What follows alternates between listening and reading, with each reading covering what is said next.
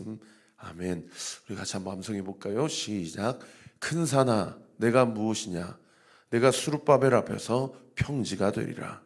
그가 머릿돌을 내놓을 때에 무리가 외치기를 은총 은총이 그에게 있을지어다 하리라 하셨고, 스가랴 4장 7절 말씀. 아멘. 자, 오늘까지 이제 예레미야 10장을 살펴보게 됩니다. 한 장 한 장씩 끝나가게 되죠. 제가 어제 오늘 이제 10장 하면서 10장의 전체적인 주제, 11월까지 우리가 25장까지 가게 될 겁니다. 그리고 11월 말에 잠깐 뒤도서 보고 이제 10월까지 10월까지 우리가 25장까지 가게 될 거고, 잠깐 뒤도서 보고 이제 11월 12월로 올 한 해 마지막 달로 이제 가게 되죠. 시간이 참 빠릅니다. 여러분 10장에 우리에게 주어진 주제가 제가 어제 뭐라고 말씀드렸습니까? 두 가지라고 제가 10장의 전반적인 주제를 기억하시라고 말씀드렸는데, 하나는 성전 문 앞에서 선포되는 마지막 본문이다. 10장까지 7장부터요. 그리고 10장의 전반적인 내용은 이스라엘이 의지했던 우상 숭배의 무익함과 그 어리석음을 밝히 드러내는 그런 본문이라는 거죠. 성전 문 앞에서 마지막으로 선포되어지는 메시지가 우상에 대한 무익함과 어리석음을 드러내는 메시지이니, 10장 전반적으로 10장에 깔려있는 하나님 아버지의 우리를 향한 마음은 무엇이라고 유추해 볼 수 있습니까? 지금이라도 그 우상을 내려놓고 나에게 돌아오라 라고 하는 그런 정말 그에 끓는 그 하나님 아버지의 마음을 우리가 엿볼 수 있는 그런 내용이죠. 어제 저는 설교하면서 10장 전반부에 우상의 무익함과 어리석음의 세 가지 특징을 여러분과 함께 나눴는데요. 그 첫 번째는 허무함이다. 사라지고 없어지는 것이다. 그 다음 두 번째는 거짓 것이기 때문에 생기가 없다. 그리고 마지막 세 번째는 그것은 헛것이다 라고 우상의 특징 세 가지를 우리가 함께 나눴습니다. 그렇게 우리가 하나님보다 더 의지하고 더 좋아하고 정신 똑바로 안 차리면 영적으로 얼마든지 느슨해져서 하나님 아닌 다른 것을 더 사랑하게 되는 이 마지막 시대 우리의 삶 가운데서 10장이 우리에게 제안하는 하나님의 솔루션은 무엇이라고 얘기했습니까? 해 아래 새 것이 없다라고 말씀드렸죠. 그러면서 10장 1절 말씀을 읽으면서 참 우리의 마음이 뜨거워졌어요. 10장 1절 말씀에 뭐라고 되어 있습니까? 이스라엘의 집이여 여호와께서 너희에게 이르시는 말씀을 들을지어다. 들으라 쉐마라고 제가 말씀드렸습니다. 이 쉐마의 4단계, 쉐마는 단순한 리슨이 아니고 듣고 어디로 이어져야 돼요? 깨닫는 것으로 이어져야 되고, 왜 하나님이 이 말씀을 나에게 하시는구나라는 것을 깨닫게 됐다면 우리 가운데 하나님께 감사하고 주님의 말씀을 더 사모하고 당신을 사랑하게 되는 마음이 있게 되고, 그 사랑하는 마음으로 소위 그걸 성령 충만이라고 우리가 표현하죠. 하나님을 사랑하게 되는 그 마음으로 비로소 하나님의 말씀 앞에 우리가 의지적으로 순종하게 되는 거죠. 여러분 신앙생활은 그것이 전부예요. 그 삶을 우리가 살아가게 될 때에 큰 것에서부터 아주 작은 것에 이르기까지 듣고 깨닫고 사랑하고 순종하는 삶이 반복적으로 일어날 때, 여러분 우리에게 이미 주어진 구원이 완성되는 영역까지 자라가게 되는 것, 나아가게 되는 것, 그것이 신학적으로 표현하면 성화와 영화라고 할 수 있는 거죠. 쉽게 얘기하면 예수님을 닮아가는 믿음의 여정의 과정입니다. 그 듣고 깨닫고 사랑하고 순종하는 그 일련의 과정 가운데 여러분 저 보세요. 이 4단계 중에 가장 우리가 잘 안 되는 단계가 뭐냐면 오늘 본문의 두 번째 단계라고 이야기를 합니다. 크리스찬들, 그리스도인들이 듣는 것은 그래도 잘하는데 어디서부터 다 넘어지냐면 이 깨닫는 데가 안 되는 거예요. 오늘 보면 18절 말씀 보세요. 여호와께서 이와 같이 말씀하시되 보라 내가 이 땅에 사는 자를, 이 땅에 사는 자들은 이 시대 그리스도인들을 이야기합니다. 물론 그 당시 예레미야 때 예루살렘 주민들을 얘기하지만 오늘날 우리에게는 나를 얘기하고 우리를 얘기하는 거예요. 내가 이 땅에 사는 자를 이번에는 내던질 것이다. 그를 괴롭게 하여 깨닫게 하리라 하셨느니라. 여기 내던질 것이다 라는 뜻이 회개하지 않는 그리스도인들에 대해서 하나님이 미련 없이 사랑의 매를 들겠다라는 표현이에요. 그런데 사랑의 매를 듣게 하는 목적이 뭐냐면 그 다음 구절에 보세요. 그들을 괴롭게 하여 깨닫게 하는 데 목적이 있어요. 그러니까 이 쉐마의 4단계 중에 우리가 제일 안 되는 게 뭐냐면 깨닫는 게 안 되는 거예요. 듣기는 듣는데 이 깨닫는 게 안 되는 거죠. 이 깨닫는 게 안 된다라는 표현을 제가 다른 단어로 표현해 드리면 인정이 안 되는 거예요. 이거는 누군가가 들어야 될 얘기지 나는 아니야 라고 생각하는 거죠. 우리 교회는 저 사람이 문제야. 나는 아니야. 우리 가정은 이 문제가 벌어진 것은 이 사람이 잘못됐기 때문에 우리 가정이 이렇게 고생하고 있는 거야. 나는 아니야. 우리 직장이 이렇게 꼬인 건 이 사람의 죄 때문이야. 나는 아니야. 이게 안 되는 겁니다. 깨닫는다라는 것은 인정하다라는 건데 깨닫지 못한다라는 것은 인정이 안 되는 거예요. 그러니까 그 기저에 뭐가 깔려 있어요? 자존심이 깔려 있죠. 목이 뻣뻣한 겁니다. 그러니까 인정이 안 되고 깨달아지지가 않게 되는 거예요. 여러분, 이렇게 인정이 안 되고 깨달아지지가 않기 때문에 하나님께 내던짐을 당하게 된다라는 겁니다.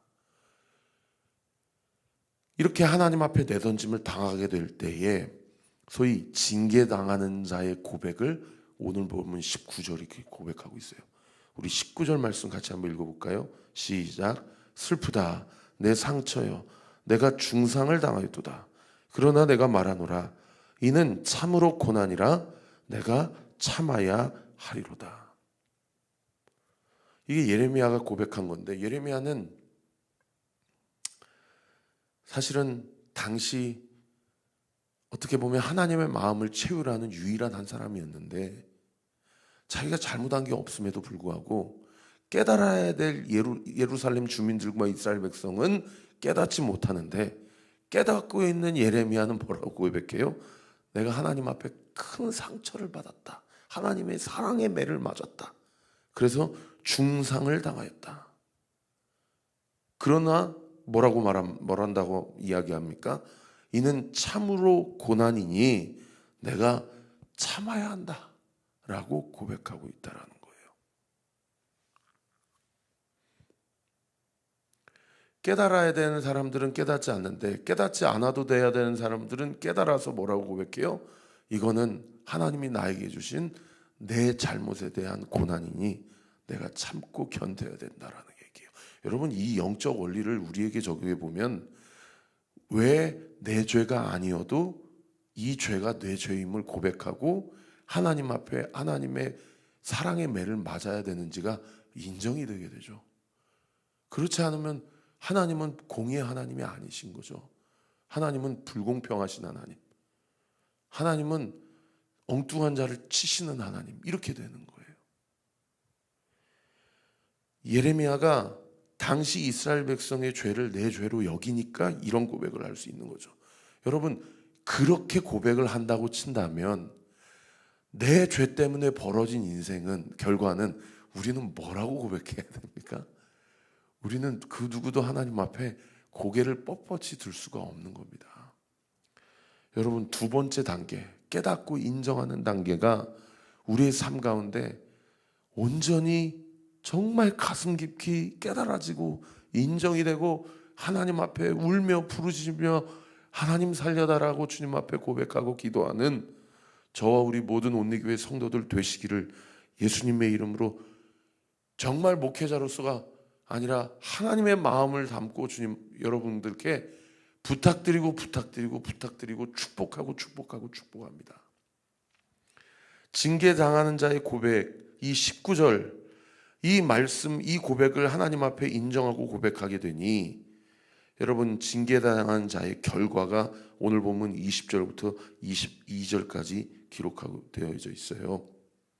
제가 읽어드리겠습니다. 20절, 징계당하는 자의 결과가 어떻습니까?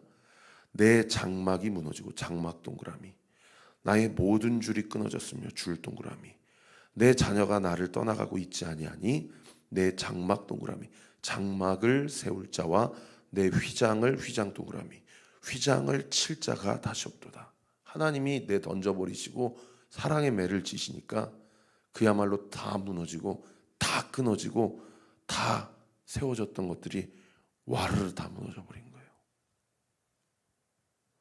그러면 지혜로운 사람은 어떤 사람입니까? 이렇게 다 무너지기 전에 빨리 돌이키는 사람이죠. 빨리 자신의 죄를, 내가 무엇을 하나님 앞에 깨닫고 회개해야 되는지를 자기를 돌아보는 사람이 가장 지혜로운 자죠. 21절에도 보세요. 목자들은 어리석어 여호와를 찾지 아니하므로 형통하지 못하며, 징계당하는 자의 결과예요. 모든 양떼는 흩어졌다. 22절도 보세요. 들을지어다 북방에서부터 크게 떠드는 소리가 들리니 유다 성들을 황폐하게 하여 승량의 거처가 되게 하리로다. 예루살렘이 장차 어떻게 될 것인지, 그래서 예루살렘 주민들을 향하여 예배드리러 오는, 이렇게 주님만 붙잡고 산다고 그렇게 종교 생활하고 신앙 생활하는 자들을 향하여 예레미야가 뭐라고 얘기합니까? 17절에 보세요. 에워싸인 가운데 앉은 자여, 내 짐꾸러미를 이 땅에서 꾸리라. 짐 싸라, 이 얘기예요. 왜요? 다 무너질 것이기 때문에. 자, 이렇게 하나님 앞에 내던짐을 당하게 되니까 그제서야 저 보세요. 이 두 번째 단계가 깨달아져요. 그래서 23절에 뭐라고 얘기합니까? 이렇게 얘기합니다. 우리 같이 한번 읽어볼까요? 시작. 여호와여, 내가 알거니와 사람의 길이 자신에게 있지 아니하니 걸음을 지도함이 걷는 자에게 있지 아니하니이다. 이 부분을 제가 새번역 성경으로 지금 한번 읽어드릴게요. 주님, 사람이 자기의 운명의 주인이 아니라는 것을 제가 이제야 깨달았습니다. 아무도 자기 생명을 조종할 수 없다라는 것도 제가 이제야 비로소 알았습니다. 하나님 앞에 다 무너짐을 당하고, 다 흩어짐을 당하고, 다 포로로 잡혀가고, 부모 자식 간에 생이별하고, 심지어 가족의 일부는 또 바벨론 군대에 대해서 죽임을 당하게 되고, 그렇게 생이별을 하니까 이제 비로소 이 두 번째 단계 깨달았던 게 뭐예요? 여호와여, 내가 알거니와 사람의 길이 자신에게 있지 아니하니 걸음을 지도함이 걷는 자에게 있지 아니하니이다. 여기 내가 알거니와를 다른 번역 성경에 내가 이제야 깨달았습니다 라고 그렇게 번역하고 있다라는 것이죠. 자, 그러면서 그 다음 구절 24절에 뭐라고 얘기합니까? 이제 깨달았으니 24절에 보세요. 여호와여, 나를 징계하옵시되. 인정이 되는 거예요. 내가 주님 앞에 맞아야 되는 거 맞습니다. 그런데 주님, 너그러이 하시고 진노로 하지 마옵소서. 주께서 내가 없어지게 하실까 두려워하나이다. 하나님, 진노로 하지 마시고 너그러이 해주세요. 이러다가 정말 저 죽습니다. 이런 고백을 하는 겁니다. 자, 이렇게 고백을 합니다. 여러분, 오늘 그 묵상 간증 135페이지 박혜경 성도님의 간증 보시면은 자기의 별명이 갑질아내다라고 그렇게 고백을 해요.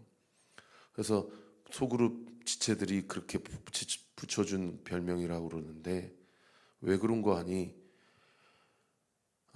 제가 한번 읽어드릴게요. 저와 남편은 맞벌이 부부라서 친정 부모님의 도움을 받아 아이들을 양육하고 있는데, 저는 이러한 환경이 탐탁치 않아서 자기 마음 가운데 남편을 무시하는 마음이 있었고, 그래서 부부싸움이 끊이지 않았다라는 거예요. 그리고 자기 안에 혈기가 있어서 작은 일에도 쉽게 분을 내고 남편을 정죄하는 그런 자신의 삶이었다라는 거죠. 그런데 이런 자기의 죄를 보게 해주는 사람이 바로 자기 아들이었다라고 고백을 합니다. 그래서 이 사춘기 아들하고 맨날 다투고 싸우고 하면서 사춘기 아들이 자기에게 대해서 반항하고 소리 지르고 그러면서 속이 천갈래 만갈래로 찢어졌는데, 오늘 본문에서 하나님이 자기에게 자녀의 고난은 응당 있어야 할 일이라고 말씀하신 것이 깨달아졌다라는 거예요. 이 두 번째 단계가 자기 안에 이게 이루어진 것이죠. 이 쉐마가 이루어진 겁니다. 그래서 그동안 남편에게 당신하고 말이 통하지 않으니 내 인생 망했고 우리 이혼하자, 이런 극단적인 말을 자기가 자주 했고, 직장에서도 솔직한 성격을 핑계 삼아서 질서에 순종하지 않고 동료들의 조언에도 귀담아 듣지 않았는데, 이제 남편과 동료들을 통해서 하나님의 말씀을 듣지 않으니 사춘기 아들을 통해 저의 죄를 보게 하신 것이 인정이 된다. 이 인정이 쉐마, 깨달아진 거예요. 그리고 아들에게 지적당하고 억울함을 경험하게 되는 일이 지난날 남편의 질서에 순종하지 않는 저의 죄에 대한 너그러운 징계임을 깨달았습니다. 이게 쉐마죠. 그래서 이분이 이제 구체적으로 적용한 게 뭐냐면, 아들에게 여러 번 같은 말을 하더라도 짜증내지 않고 부드럽게 말하기로 결단해요. 근데 저는 이 간증문을 쭉 읽으면서 이분이 참 은혜가 있다라고 깨달은 게 뭐냐면, 여러분 간증문 보시면 위에서 5번째 줄에 이런 고백이 이렇게 간증문에 써 있어요.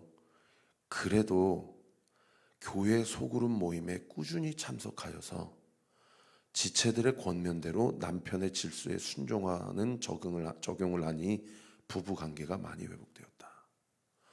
이분이 자기 안에 여러 가지 죄가 있고 연약함이 있고 하나님 앞에서 자신의 아들을 통해서 자기를 깨닫게 하시는 그 일련의 과정 가운데 가장 결정적으로 쉐마의 두 번째 단계가 이루어지게 된 핵심 계기가 뭐냐면, 교회 공동체 안에서 소그룹원들, 등대직과 등대원들의 이야기를 들은 거예요. 그러니까 소그룹 안에서 하나님의 음성을 들은 거죠. 말씀을 정리하겠습니다. 두 가지 여러분 옆에 한번 적어보시고 하나님 앞에 기도하십시오. 첫 번째, 내가 듣기는 듣지만, 즉 쉐마의 첫 번째 단계, 듣기는 듣지만 깨닫지 못하는 것은 무엇인가? 여러분, 첫 번째 단계가 가능한데 두 번째 단계 깨닫고 인정이 안 되면 세 번째 단계, 하나님을 사랑할 수 있는 단계로 나아갈 수 있겠습니까? 못 나가는 겁니다. 두 번째 단계가 안 되니까 세 번째 단계든 네 번째 단계든 당연히 안 되는 거죠. 그러니까 신앙생활을 하고 예배를 드리고 기도의 제단을 쌓아도 하나님을 사랑하는 세 번째 단계로 나아가지 못하니까 내 안에 어떤 불평과 원망이 쌓여요? 주님을 향한 원망과 불평이 쌓이는 거예요. 하나님 왜 도와주지 않으시지? 하나님 왜 구경만 하고 계시지?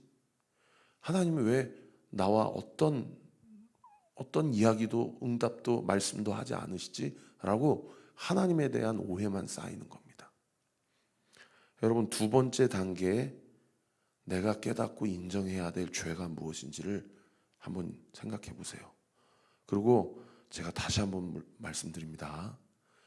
온리교회 등대 모임 때 제발 남편 욕, 아내 욕, 시댁 욕, 처갓집 욕 하지 마시고 자신의 죄를 고백하십시오. 내 죄가 뭔지를 고백하세요. 남의 허물 이야기하지 마시고. 두 번째, 나에게 주시는 너그러운 징계는 무엇인지 생각해 보세요. 이 박혜경 성도님에게 하나님이 나에게 주시는 너그러운 죄는 자기 아들이었다라고 고백하는 것처럼, 하나님이 두 번째 단계를 아시기 위하여 하나님이 나에게 주시는 너그러운 징계는 무엇인가? 여러분, 이것이 되어야 세 번째 단계로, 그리고 네 번째 단계로 하나님의 뜻을 온전히 이룰 수 있게 됩니다. 그러한 은혜가 우리 사랑하는 온리교회 모든 성도들에게 반드시 있게 될 줄 믿습니다. 오늘도 우리 사랑하는 성도들 이름 불러가면서 저도 기도하겠습니다. 여러분도 저를 위해 기도해 주시고 서로 우리 온리교회 모든 성도들이 우리 서로를 위해 기도하십시다. 기도하겠습니다. 아버지 하나님, 감사합니다. 오늘도 주신 말씀 붙잡고 저를 포함하여 우리 온리교회 모든 성도들에게 듣고 깨닫고 사랑하며 순종할 수 있는 영적인 메커니즘이 주 안에서 겸손하고 낮은 마음으로 이루어지는 삶, 우리의 인생, 우리의 가정, 이 교회, 그리고 우리의 직장과 생업의 모든 일터와 학교, 우리가 감당해야 될 그 사명의 자리가 되게 하여 주옵소서. 예수님의 이름으로 기도합니다. 아멘. 지금은 우리 구주 예수 그리스도의 은혜와 하나님의 사랑과 성령 하나님의 위로교통 충만하심이 주신 말씀 붙잡고 주의 뜻을 온전히 이루기로 결단하는 우리 사랑하는 온리교회 모든 성도들 머리머리 위에 지금으로부터 영원토록 함께 하시기를 간절히 축원하옵나이다. 아멘.